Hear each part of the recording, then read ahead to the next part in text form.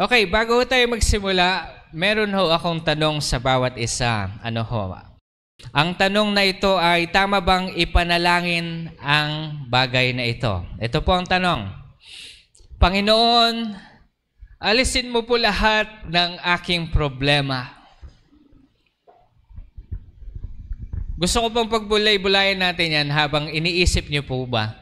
Habang iniisip niyo yung tanong na yan, alam ko po ang bawat isa sa atin, ito ay pinanalangin natin ito at least at one point in our lives. Lord, can you remove this problem? Pwede mo bang alisin ang problemang ito sa buhay ko, Panginoon? Sino ang nanalangin ng ganon? Huwag po kayo mahiya. Iba nahiya. Baka sabihin ni Pastor, mali. Ako, kasama ako doon. Okay? Tama bang ipanalangin natin ito? Kung tayo mananalangin na di ayon sa kalooban ng Diyos, tayo ba'y kanyang sasagutin? Sa palagay niyo ho ba? Kung tayo mananalangin ng isang bagay na hindi naayon sa kanyang kalooban, ito ba'y kanyang sasagutin? Ang tanong kasi ng bawat isa sa atin ngayon, Pastor, kalooban ba ng Panginoon na dumaan ako sa mga pagsubok katulad ng aking nararanasan ngayon? Hindi ba pag sinundan natin ang Panginoon, everything will be okay, everything will be fine, everything will be just so fine, na happily ever after kaagad pag tayo sumunod sa Panginoon? Nagkakamali po kayo kung ganon ang inyong inaasahan. Hindi ko po bibigyan ng asukal na matatamis na salita na kapag sinundan mo si Lord, everything will be fine. No! We are actually missing the point in life if we think that when we follow the Lord Jesus Christ, everything will be okay. Everything will be in accordance to what we feel is okay. Pero kung susumatutalin po natin ang pagkatao ng Diyos, sabihin na natin, sa pamumuhay ko bilang isang Kristiyano, medyo matagal-tagal na rin, ano ho? Napagtanto ko na the Lord doesn't really care about your happiness. Okay? Put that inside your heart. The Lord doesn't really care about what you feel. But all He cares about is for you to grow. When a child, like sabihin na natin si Eren, humingi siya kanyang mama na gusto niya ng candy, mahilig chocolate, di ba? Chocolate yan, maya. Pag kumain ng chocolate yan, talagang, si ano yata, si Zeki, pag kumain ng chocolate, bigyan mo siya ng isang ganon. Wala, sandali niya lang yan. Talagang kainin niya lahat. Pag naubos niya, hingi. Ikaw bilang isang magulang, hindi mo siya bibigyan ng lahat ng kanyang gusto. Kasi alam mo, hindi ito magiging maganda sa kanya. Tama po ba? God doesn't really care of how you feel. But God cares of how you bring your life closer into Him. Whenever we pray that's not in accordance to the word of the Lord, we may miss the mark. It's written in John chapter 15, verse 7. If you abide in me and my words abide in you, ask whatever you wish, and it will be done for you. The very first thing we must understand before we pray is that the words of God should abide in us, lest we may utter words that is not in accordance to the will of God. Tama bang ipanalangin, Lord, patayin mo lahat ng aking kaaway? Dahil masasama sila, hindi magandang ugali nila. Actually, nakasulat to sa Psalms, Lord, destroy my enemy. O di pastor, di pwede nating ipanalangin. No, listen to this. But David said in the end, Lord, check my heart. Tama ba itong panalangin ko? Tingnan mo muna ang subukan mo muna ang aking puso kung mali ako. Because usually out of anger, out of desperation, we ask things to the Lord out of emotion, not in accordance to His word, but the Lord asks us, whenever we pray, let the words of the Lord consume you first before you utter a prayer. Pastor, maling bang ipanalangin sa Panginoon, Lord, pagalingin mo ako? Let me ask, is that wrong? The Bible says, whenever there's somebody sick in the congregation with your brothers and your sister in Christ, you ask the elders to come and lay their hands upon the sick. Sabi pa nga, gumamit tayo ng oil as a representation of Jesus' blood upon those who are sick, because by His wounds we are healed. Amen? Pero pastor, ilang beses na namin pinalangin, bakit kaya hindi ako sinasagot ng Panginoon sa aking kagalingan? Matagal ko nang iniinda ang sakit na ito. Ngunit bakit, pastor, na hindi ako sinasagot ng Panginoon? God is just basically asking us, let my word come inside your heart first. Dwell within you before you utter a righteous prayer. Amen. If we pray for our problems to be removed, we are basically asking God for us not to overcome. Sabihin natin, overcome. The Lord wants us to overcome every situation, every trials and tribulations that we are currently facing. When we say overcome, face it. Grow from it. Hindi natin to iiwasan. Lagi ko po sasabihin sa inyo, oras na yan ay inyong iniwasan, ibabalik din kayo ng Panginoon sa kaparehas na pagsubok. Parang ang isang guro, kapag nagbigay ng exam yan, di ba? Alam na po natin ito, naranasan ng iba sa atin. Maliban na lang pag napakatalino mo na talaga. Kapag naranasan nyo ito, ibig sabihin, pare-parehas tayo. Okay? Ang isang guro, kapag nagbigay ng exam yan, tapos bumagsak ka, bibigyan kanya ulit ng isang pagkakataon pa. O sige, bibigyan ko kayo ng isang exam ulit. Sasabihin natin, Sir, Ma'am, parehas ba nung last exam? Of course not.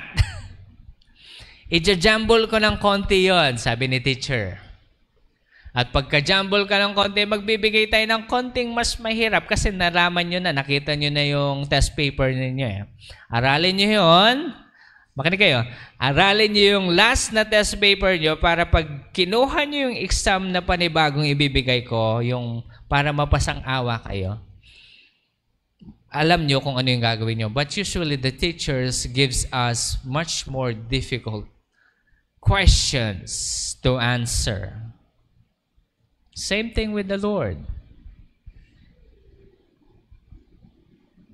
Ilang beses ko po nakita yan. Meron akong isang kakilala na lagi niya sinasabi na ayoko ng pagsubok. So itong ginawa niya. Dahil palagi nag-aaway ang kanyang pamilya, panganay siya imbis na dapat tumulong siya, no? Anong ginawa niya?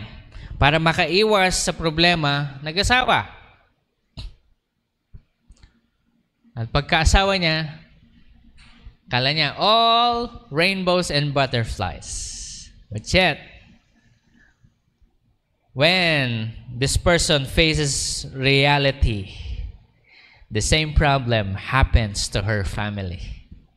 Isang example lang yan. Ilang beses yan. Ilang beses ko na nakita. Kaya nga lagi po sasabihin sa inyo, kapag kayo'y humaharap ng problema ngayon, huwag niyong iiwasan. Huwag niyong tatakbuhan. Ngunit harapin ninyo at sabihin niyo sa Panginoon, Lord, tulungan mo ako, di ko alam ang gagawin ko. Actually, God places us into desperation moment for us to call upon His name. Kung susumatutulin po natin, ang gusto lang naman ng Panginoon, sabihin natin, relationship. Come on, 1, 2, 3, go. What is your relationship with God? Ano ba yung relationship natin sa Panginoon?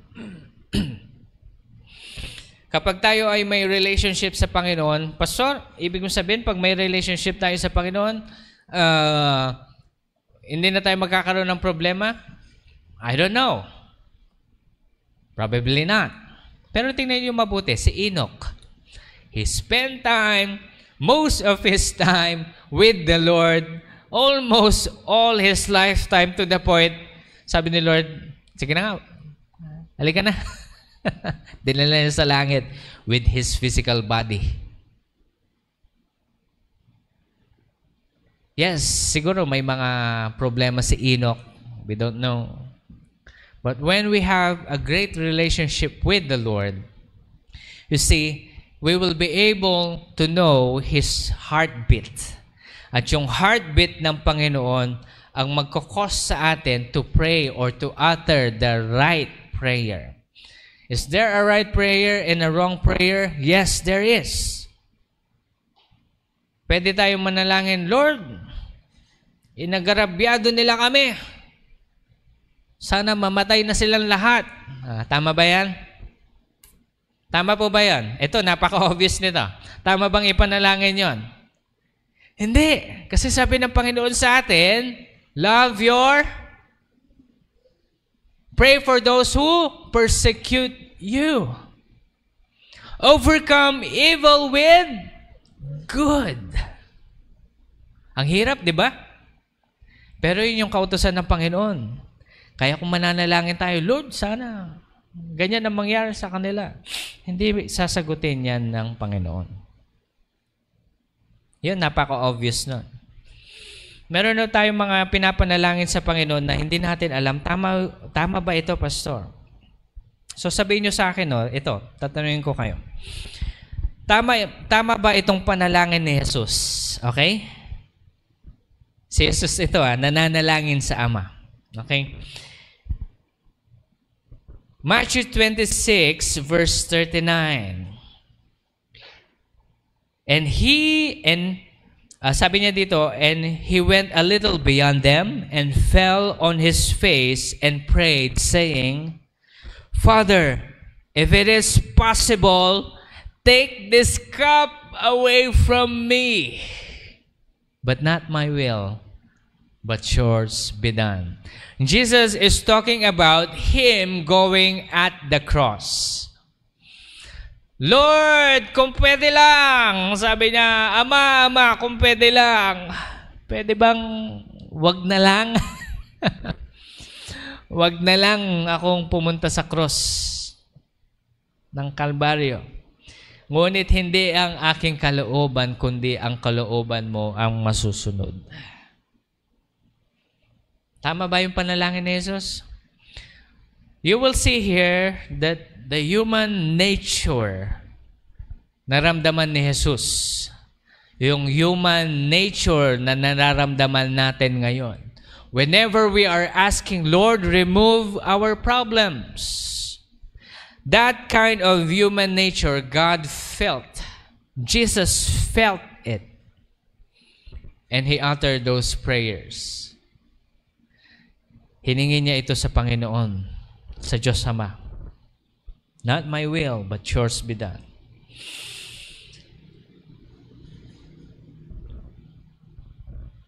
It is not just because of the physical pain Pero kaya ito binanggit ng Panginoong Jesus because He doesn't want to be separated from the Father. Because for the very first time, when Jesus carried the sins of this world, tumalikod ang Diyos Ama sa anak. Kasi hindi maatim ng Diyos Ama ang kasalanan ng mundo. Kaya sabi ni Jesus, ano yung sabi ni Jesus? My God, why have you forsaken me? It's not because the Father forsook Jesus entirely. Kasi ito po yan. Ang nature ng tao is evil. Tao po tayo. We are evil by nature because of what happened sa Garden of Eden. That nature become us. Kaya ang narinig niyo yung mga ibang kanta na kapag sinasabi nila masarap gawin ang kasalanan, it's because that is the human nature. Kapag bawal, yun yung masarap gawin, sabi nila. It's because that is the human nature. Na kapag ikaw at ako ay hinarap sa ating mga pinakamahirap na weakness sa mundong ito, tayo ay bibigay. Uulitin ko po, tayo. Tayong lahat. Pero ang nature ng Ama, He is holy. The Father cannot just come down from heaven to earth right now. Because when He comes down here on earth, we will all die because of His holiness. Maalala nyo, before Jesus died at the cross of Calvary, in the temple, nakwento ko na po sa inyo ilang beses ito.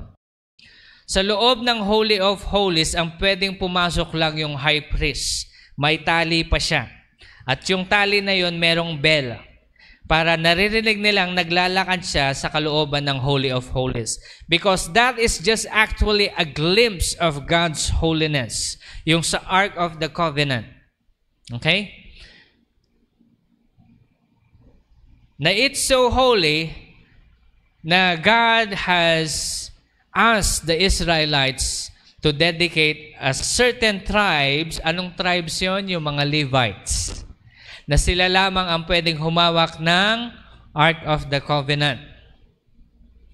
Ngayon, alam natin yung istorya na kung saan when they were traveling, meron lang naman magandang loob na, ay, malalaglag yung Ark of the Covenant, sasaluhin ko. Pagkahawak niya, boom, namatay siya.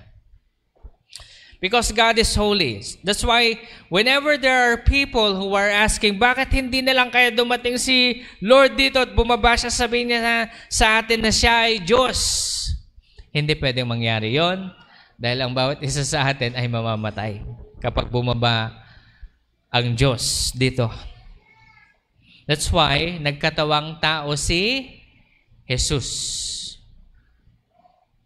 para sa ating lahat. Okay? Now, let me ask you a question. How about this? Tama ba yung panalangin ni Paul sa 2 Corinthians chapter 12 verse 7 hanggang 10? Sabi niya dito, because of the surpassing greatness of the revelation, for this reason, to keep me from exalting myself, there was given a thorn in the flesh. Sa side ni Paul, okay? Thorn in the flesh. A messenger of Satan to torment me, to keep me from exalting myself. Sabi ni Paul, ito yung prayer na. Concerning this, I implored the Lord 3 times. Lord, take this away from me. Lord, pagalingin mo ko. Lord, tanggalin mo po ito. Ano yung sabi ng Panginoon kay Pablo? Verse 9, sabi niya, and He said to me, my grace is sufficient for you. For the power is perfected in weakness. Most gladly, therefore, I will rather boast of my weakness so that the power of Christ may dwell in me. Whenever you are weak, the power of Christ dwells within you and exerts His power. Whenever you are weak. Sino pong may sakit dyan? Sige, magtaas kayo ng kamay. Gusto nyo kagalingan? Sinong may sakit, nilalagnat, and you're praying for something? Ito ang sabi ni Lord sa inyo. Sabi ni Lord, 2 Corinthians chapter 12, verse 9, My grace is sufficient for you. My grace is sufficient for you. Ito yung gustong gawin ng Panginoon. Gawin nyo, sabi ng Panginoon. Boast about your weakness, so that the power of Christ may dwell in you. Lagi natin sabihin sa Panginoon, Lord, mahina ako dito sa bagay na ito, Panginoon. Because when you are weak at something, God will give you the power to overcome. Amen. Kailangan natin matutunan ito. Kasi in this, we will actually find success in life. Okay? So ito yan. Paul's human nature's weakness of not wanting to suffer because the thorn of his side, but suffering actually causes a person to call upon God daily. Tanong ko po sa may mga sakit, may mga problema, may mga malalaking utang, may mga problema sa pamilya, araw-araw ho ba kayong nananalangin? Bakit kayo nananalangin? Kasi gusto nyo ng kagalingan, gusto nyo ng breakthrough, gusto nyo ng financial breakthrough, gusto nyo ng restoration, and you're asking for the Lord to restore your household, your relationships with your friends, families, spouse. Sinasabi natin sa Panginoon, tayo lumalapit sa Kanya at humihingi tayo ng araw-araw na tulong. So ang tanong, tama ba yung panalangin ni Paul? Na Lord, take this away from me. Keep that in mind as we go through this word. Ano ho? Listen to this. Do not pray to the Lord to take away your pain, sickness, financial lack, or any sort of problems that you're currently facing, just because you could relax and be released from these problems. The reason that's why we are asking for healing because sickness is uncomfortable. Tama? Hindi tayo mapalagay. Kaya nga tayo umingi ng healing, Pastor, kasi hindi tayo makakilos. Lalong-lalo na kapag ikaw ay nagtatrabaho tapos meron kang runny nose. Diba? May kalakasan kang physical pero iritang-irita ka sa kasi tumutulo yung sipon mo lang parang gripo. Nakakairita yun. Diba? Pero you see, do not ask, but pray the right prayer. Okay? Pray the right prayer. Some of you may ask, kung hindi natin ito ipapanalangin, Pastor, then anong gagawin natin?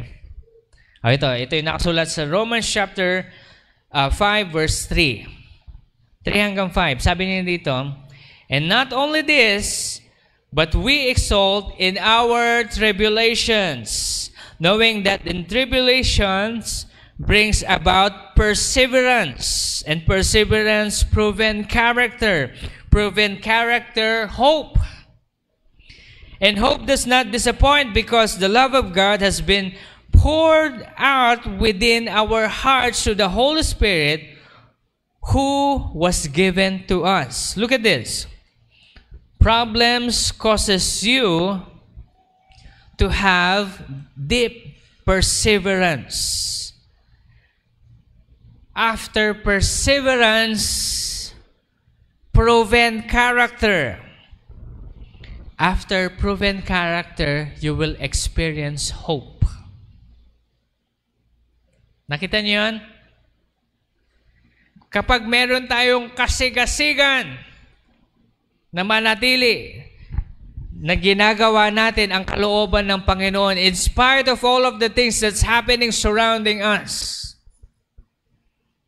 tuloy-tuloy pa rin yung ating pamamalakad at hindi tayo lumilihis sa ating ginagawa. Ang iba po kasi sa atin, kapag may problema, Lord, pag hindi mo sinagot tong problemang to, hindi na ako magsisimba. Ang iniisip natin, madadala natin sa emotional control ang Panginoon. No. You cannot say to the Lord, Lord, emotional ako.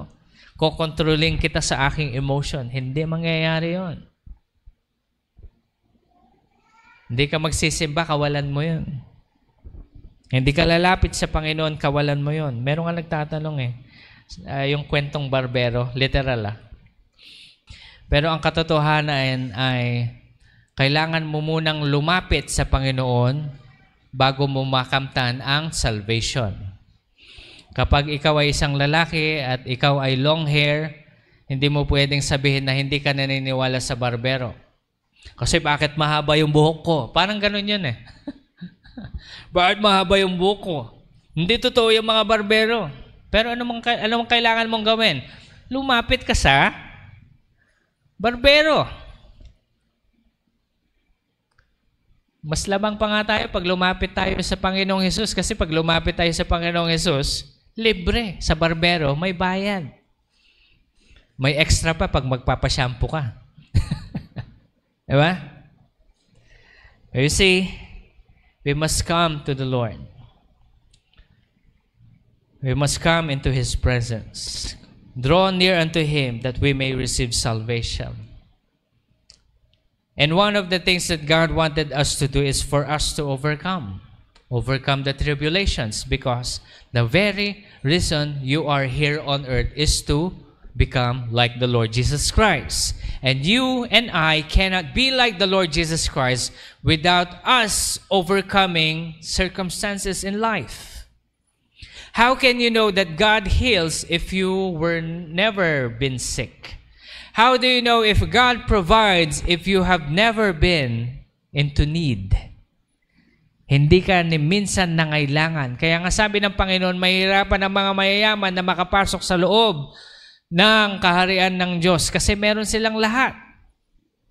Kapag may sakit sila, anong gagawin nila? Papadoktor, bibili ng gamot. Kapag hindi sila magkaanak, anong gagawin nila? In vitro. Lahat dinadaan sa pera.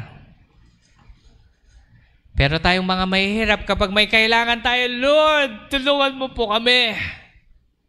We pray. And that causes us to become strong. And we're not actually losing anything if we face our trials and tribulations. Kasi dito tayo napoprove, dito tayo lumalakas, at dito tayo tumatatag. Ang tanong ko po sa bawat isa, mas matatag ka bang Kristiyano ngayon kaysa 10 taon na nakaraan? Diba? Pag hinarap mo yung problema mo nung 10 taong nakaraan, sa palagay mo, kaya mong i-overcome ngayon? Basic, Pastor. Basic yan. Kayang-kaya natin yan. So ito, James chapter 1 verse 2 hanggang 4. Consider it all joy, brethren, when you encounter various trials, knowing that the testing of your faith produces endurance. And let endurance have its perfect result, so that you may be perfect, lacking nothing. Endurance first before perfection. Ulitin ko . Endurance first before perfection. Anong ibig sabihin ng perfection dito? You are lacking nothing. You know how to smile in the midst of the storm.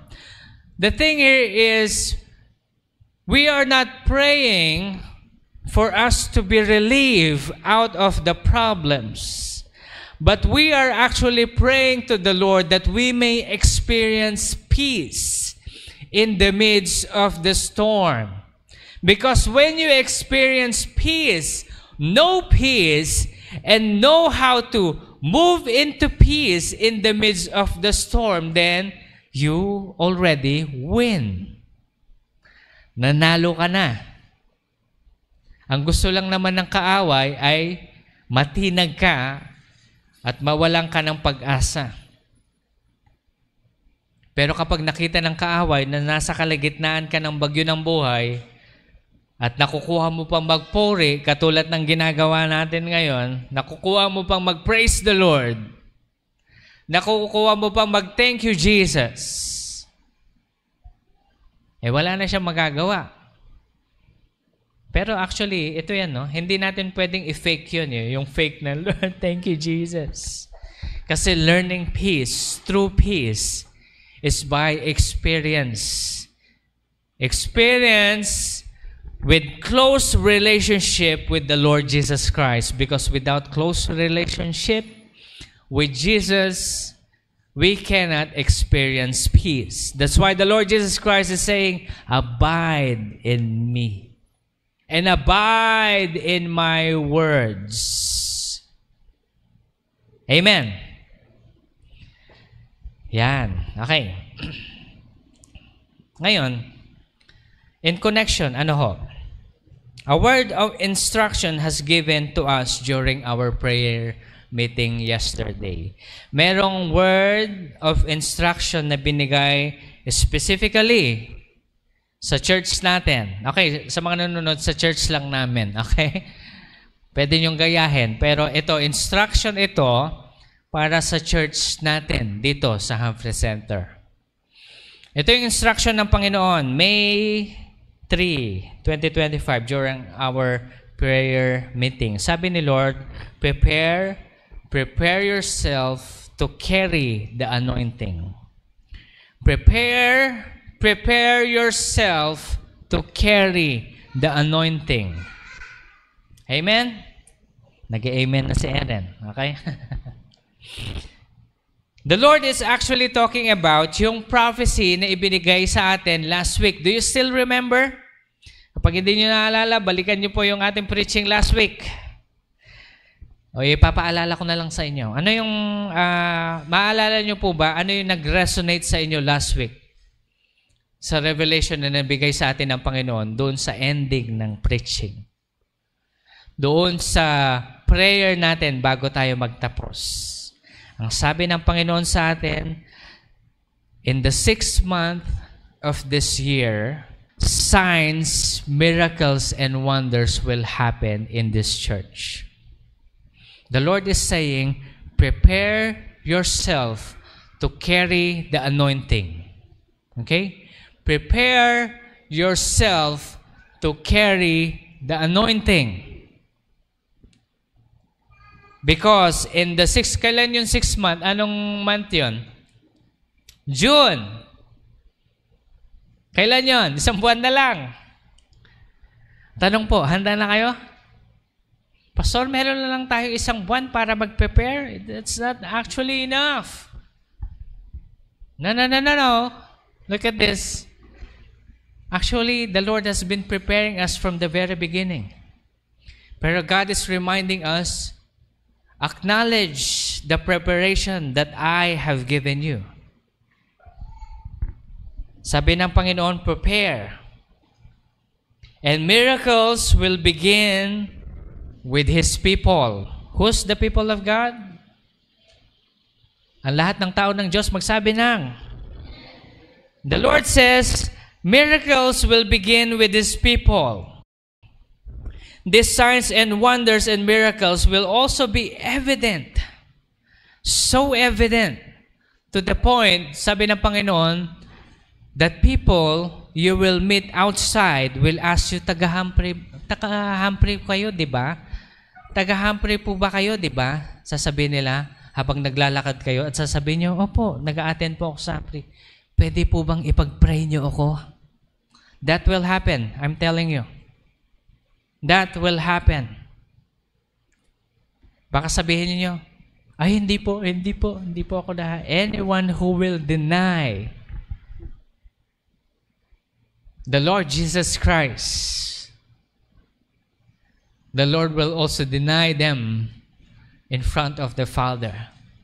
This is a time for us to move in accordance to the will of the Lord. Okay, ulitin ko. Ano yung instruction ni Lord? Prepare. To carry what? The anointing. God is talking about the prophecy last week. Binigay sa atin. Last month, April. Nasabi niya, signs, miracles, and wonders will happen in the 6th month of this year. And the Lord is saying He's going to use, sino? Lahat ng may mga sakit, may sabi ng,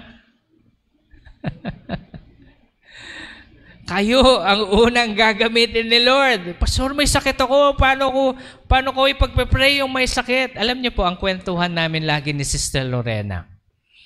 Pastor, ito yung problema ko sa lungs ko, etc. Ito yung sabi ng doktor, ganyan. Pastor, pag may lumalapit sa akin magpanalangin ng kagalingan, pag pinag-pray ko sila ngayon, hinabukasan, gagaling sila. Pastor, bakit hindi ako gumagaling? Sabi ni Sister Lorena. Yun ang tanong niya. You say, are you seeing this? God is actually preparing us to carry the anointing through the trials and tribulations that we are currently facing. Alam ko po, hindi natin madalas nakikita si Sister Lorena dito because nangihina siya. But you see, God is actually preparing her. In fact, nagmamanifest na sa kanya yung signs, wonders, and miracles because when she prayed for somebody else, they get healed.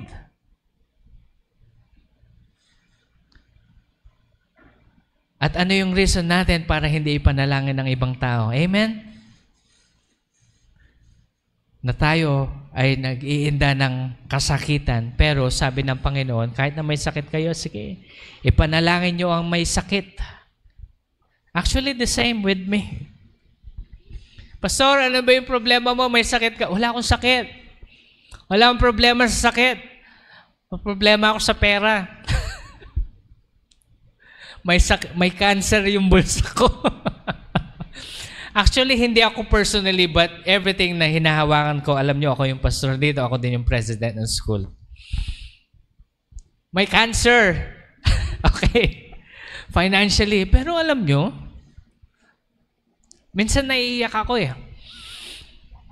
Ilang beses na to, may lumapit sa akin, Pastor, pag-pray mo po kami, kailangan namin ng financial breakthrough sa church namin. Ako naman, sige, Pastor, pag-pray kita kasi ako kailangan ko din. Alam nyo, pinag-pray ko silang one time. Kinabukasan, Pastor, alam mo may miracle na nangyari. May lumapit na kapatid na galing sa ganitong bansa, sabi niya ganyan. Sabi niya, urgent, the Lord asked me to come to the Philippines and meet you and give you this amount. Sabi niya, Pastor, galak na galak kami kasi bumili kami ng malawak na lupa para pagtayuan ng simbahan namin ngayon. Okay na, Pastor. Thank you for praying with us. Then I knelt down to the Lord. Lord, bakit sila? I was crying, Lord, bakit sila?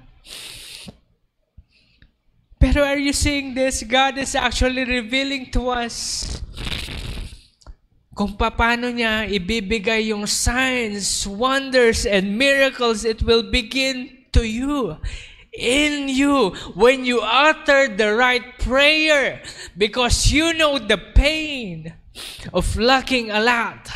You know the pain of sickness. That's why when you pray, there is anointing. When God says, prepare yourself. Come on, people. When God says you are sick, prepare yourself to carry the anointing because people will come to you. Sick people will come to you and will ask prayer. Pray for them. Amen? It may not happen right off the bat na lalapit sila kagad sa iyo. Hintayin nyo. Wait for the opportunity because I believe when God sees that you're ready to carry that kind of anointing, He will answer you. Pastor, bakit kaya gano'n ang Panginoon? Hindi ko rin alam. Pero ang sabi ng Panginoon, rejoice. Be glad. Tayo ay magalak sa mga pagsubok na ating kasalukuyang hinaharap dahil ito ay paghahanda sa bawat isa sa atin na upang buhatin natin. We carry the anointing that God has called us to use to implement the signs, wonders, and miracles. Hindi ko na-realize. Sabi ko nga sa Panginoon, Lord, hindi ko na-realize na yung signs, wonders, and miracles nangyari na pala sa akin. Pambihira, pinag-pray kayo ang isang tao, Lord, provide for them. The Lord provided for them. Hindi lang isang tao yun, madami po. And here am I, kneeling to the Lord, Lord, kami naman. Pero the Lord is not answering me. Ang tinuturo po sa atin ng Panginoon dito is for us to be broken. Because when you are broken, the Lord is near. Very near. Kaya kapag kayo ay may kapighatian, broken kayo sa inyong mga puso. Dahil sa sitwasyon ng buhay, ito po sasabihin ko sa inyo, enjoyin nyo lang. Enjoyin nyo lang yung problemang yun. Pastor, paano natin enjoyin yung problema nga eh? Pero the more you enjoy that, look at this, yung anointing of the signs, wonders, and miracles will flow inside of you. At wala ka lang magagawa kundi exercise yung panawagan na ibinigay sa iyo ng Diyos. Na kapag may humingi sa inyo ng tulong para ipanalangin sila, ipanalangin ninyo. Pastor, ipanalangin mo na lang naman na magkabati-bati na kami magkakaanak. Tapos yung loob ng pamilya mo, rambulan palagi, away-away. Pero sige, ipag-pray mo pa rin sila. Because the Lord will create these miracles in their life through you. Do you believe that? Amen. Acts chapter 2 verse 17 hanggang 21. Actually, nakasulat din ito sa Joel chapter 2, 28 hanggang 32. Ito po yung ating biblical basis ng signs, wonders, and miracles na mangyayari sa ating simbahan. And it shall be in the last days. Nasa last days na ba tayo? God says that I will pour forth my spirit into all mankind. And the sons and your daughters shall prophesy. Your sons and your daughters shall prophesy. Look at this. The miracles are already happening. Nagpa-prophesy na yan si Mac A. Si Desiril. These are your sons and your daughters. Ito yung mga maliliit noon. Tingnan nyo sila ngayon. They are prophesying. Leading. Is it happening? The Lord says, I will pour forth my spirit to all mankind, and your sons and your daughters shall prophesy. And your young men shall see visions. And old men shall dream dreams. Sino po yung ating mga lolo't lola? Nagkakaroon ho ba kayo ng panaginip at pinapakita sa inyo ng Panginoon kung anong mangyayari sa hinaharap? Diba? Ang kadalasan ko narinig, Pastor, meron akong napanaginipan. Si Sister Lorena din. Lagi niya ikukwento sa akin. Gayon din, si Pastor Jan. At ang bawat isa sa atin, hindi ko na po kayo tatanungin kung anong mga napanaginipan ninyo. Pero it's actually a revelation that the Lord is showing you that I speak to my people. Old men will dream dreams, and even my bond slaves, both man and woman. I will in those days pour forth my spirit, and they shall prophesy. And I will grant wonders in the sky above, signs in the earth below, blood and fire and vapor and smoke. The sun shall turn into darkness, and the moon into blood before the great and glorious day of the Lord shall come. And it shall be that everyone who calls upon my name will be saved. We are actually in the last days. And if you will see, sabi ng Panginoon, in the last days, young men, people will hate the Lord. At tingnan nyo yung hate ng kaaway sa kakristyanuhan ngayon. Sa pananampalataya kay Hesukristo, na to the point na yung pangalang Hesukristo ginawa na nilang mura. Nilalait nila ang pananampalataya kay Hesukristo, pero hindi nila nilalait si Muhammad, hindi nila nilalait si Allah, hindi nila nilalait si Buddha, si Krishna, o kung ano pa mang mga Diyos-Diyosan dyan. Wala silang panlalait, Kristiyano lang, kasi in the last days, this will happen. It's actually happening today. Lalo na sa West. At ito namang mga Pilipino, gaya-gaya. Now, ang question ko po ngayon sa bawat isa, question here is, do you want to be a part of those signs, wonders, and miracles? Gusto mo bang maging parte o sasabihin mo na, Pastor, kayo na lang. Kayo naman yung pastor. Pastor, kayo na lang. Iwan na natin sa mga kabataan yan. Kami mga matanda, hindi na namin kailangan yan. Pero kailangan nyo ng panalangin para gumaling kayo, di ba? Ulitin ko po Time is running out. Nauubos na ang oras natin dito sa mundong ito. Time is running out. And you must, I will repeat, you must start building your treasures in heaven right now. How, Pastor? Ipanalangin natin yung nangangailangan ng panalangin. At yung panalangin po natin magkakaroon ng bunga kapag tayo ay mananatili sa loob ng salita ng Panginoon. At isa pa, ito kay sabi ni Lord, abide in me and my words abide in you. Ask anything in my name and I will answer them, says the Lord. Also, prepare yourself to carry the anointing. You will not be able to carry the anointing if you try to stray away from the trials and tribulations in life that you're currently facing. Okay? Sabi mo sa katabi mo, wag mong tatakbuhan yung problema. Come on. Wag mong tatakbuhan yung problema. Harapin mo kasama si Jesus. Amen. Harapin mo kasama si Jesus.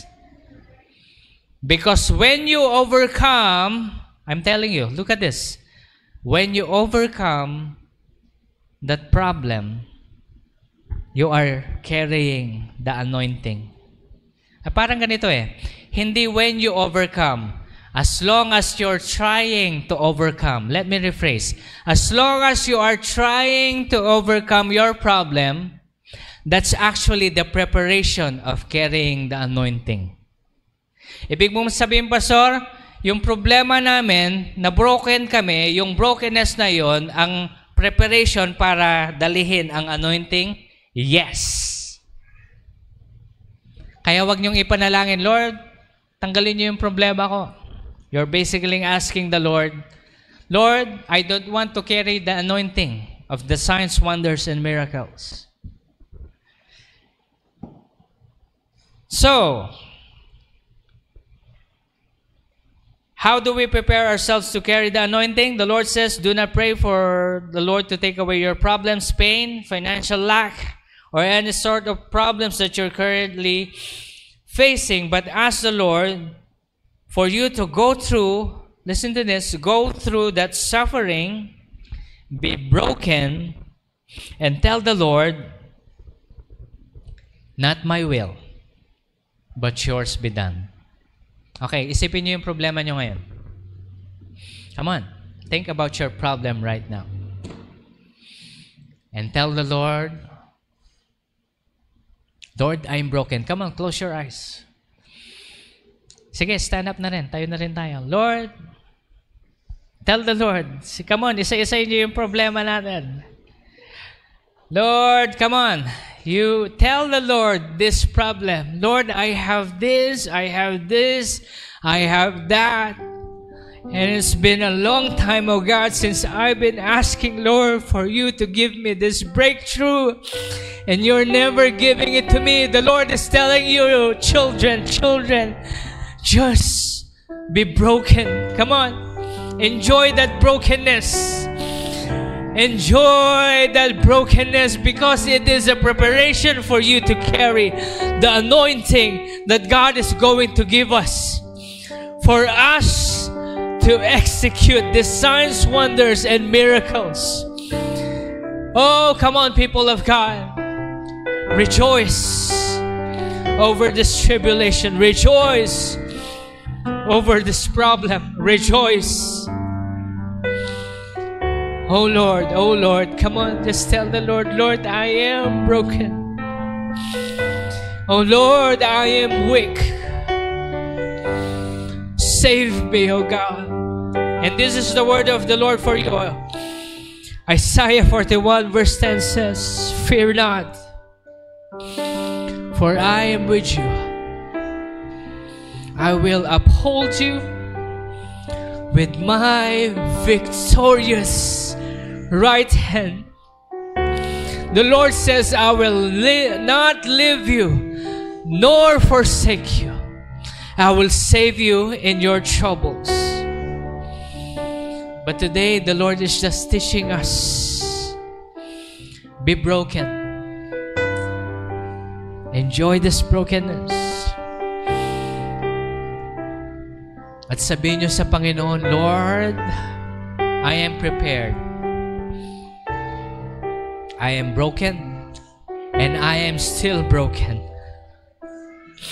And I will enjoy this brokenness.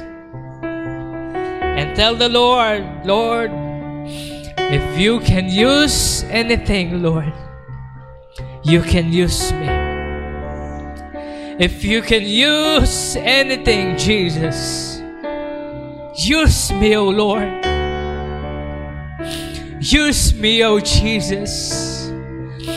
This is no longer me, O God. This body, this life, this spirit, it's no longer I that lives, but Christ lives in me. Today, O God, sabihin niyo sa Panginoon, Lord, I want to do your signs. I want to do your miracles. I want to do all the things that you have promised me to do, O Lord God. Lord, I am ready. I am ready. I am ready, O Lord. Father, listen to this, people of the Lord. I am hearing the Lord is speaking to us. Mga anak, sabi ng Panginoon, magsisimula ito sa buhay mo. Marahil maglalakad ka isa sa mga araw na darating sa June. Someone will approach you. Do not just pray for them, says the Lord, but bring them to me. Let them accept Jesus as their Lord and Savior. The Lord is saying, now is the time for you to reach those who are lost. And in your ways, in your workplace, in the places that you will walk into, the Lord is saying, I will bring these people to you. Oh, what great numbers will be upon this church, the Lord says. You will have a very big problem with the numbers of seats that you will have to bring into this church, because there will be people who will be coming here asking for healing and breakthrough. The Lord is saying, I will not only use your pastor, but I will also use you as my vessel. So do not just sit, but prepare your hearts to carry the anointing. Over the years, the Lord says, you have been broken, because this is just but a preparation for you to execute what I wanted you to do in this life. So children, the Lord says, do this for me. And it's just like saying that you love me. We have been singing the song, Jesus, I love you. And the Lord is telling us, this is the way we show God we love Him. That we do His will. We follow His instruction. Let us pray. Father, marami pong salamat sa revelation mo. Maraming salamat, Panginoon, sa ginawa mo sa krus ng Kalbaryo. We thank you for the blood, for the sacrifice. We thank you, Lord God, for helping us understand your heartbeat this morning. And Lord, we will just enjoy. Sige, Panginoon, dadalhin lang namin, Panginoon, yung problema, yung aming sitwasyon, Panginoon, ng buong kasigasigan. Dahil alam namin sa loob ng kasigasigan, Panginoon, matatagpuan namin, Panginoon, ang kalakasan. Dahil sa Lord, sa aming kahinaan, makikita namin, Lord, ang inyong kalakasan sa loob namin. Kaya ito po kami, we will rejoice over our weakness. And Lord, today, we just want to thank you, Lord, for blessing us. And may you continue to reveal yourself unto us, Panginoon. Marami pong salamat for your great word that we have received today. Once again, O God, we bring you back all the glory and honor and praise. In Jesus' name we pray. Amen and amen. God bless you all po, and good morning to everyone.